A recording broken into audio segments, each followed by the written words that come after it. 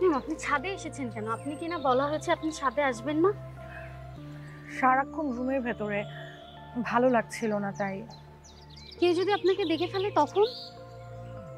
আমার মনে হয় না এখানে আমাকে কেউ দেখবে। আর যদি দেখে, দেখুক। এই লুকোচুরি আমার আর ভালো লাগছে না। আপনি কথা বলতে পারেন না ম্যাডাম। আপনি কি চান তীরে এসে তরি ডুবে যাক? না, না, সেটা আমি কখনোই চাই না। তাহলে প্লিজ ভেতরে চলুন। আপনার বুকের মধ্যে যে কষ্ট লুকিয়ে আছে তার কাছে নিশ্চয়ই এই কষ্ট অতি সামান্য। হুম। আর তো অল্প কিছুদিন। প্লিজ, আমরা আর কোনো ভুল না করি। লক্ষ্য অর্জনের জন্য অনেক কিছু ত্যাগ স্বীকার করতে হয়, আর একটু কষ্ট আপনাকে সহ্য করে নিতেই হবে। এভাবে আমি আর পারছি না। আমি আসলে খুব ক্লান্ত। সব ক্লান্তি মুছে যাবে আপনার। আবারও আপনি সুখের মুখ দেখতে পাবেন। শুধু একটু সময়ের অপেক্ষা। সুখ? হ্যাঁ, সুখ। চলুন ভিতরে চলুন। আপনি যান, আমি আসছি। তাড়াতাড়ি আসবেন। ওকে।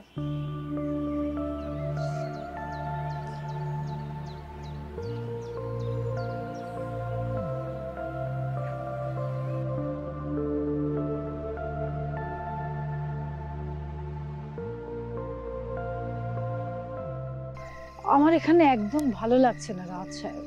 কেন ম্যাম? ক্যান্সারে আক্রান্ত মা, তাকে রেখে কেমন করে ভালো থাকি বলেন?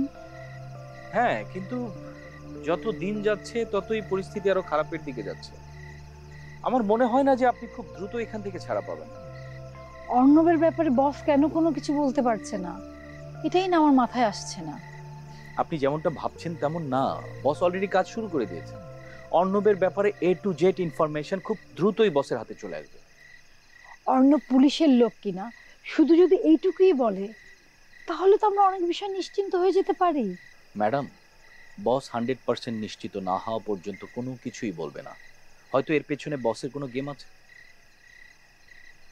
কি সেটা? সেটা জানলে তো আমিই বসের জায়গায় থাকতাম। আদার ব্যাপারী হয়ে জাহাজের খবর নেওয়ার কোনো দরকার আছে?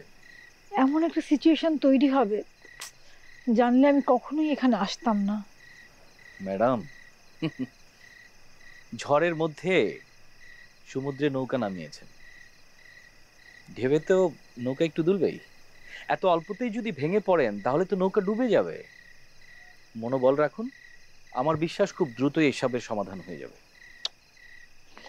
তাই যেন হয়। আমার কিছু হলে আমার মা বাঁচবে না। আমার মা খুব অসুস্থ। ম্যাম প্লিজ, আপনি ভেঙে পড়বেন না।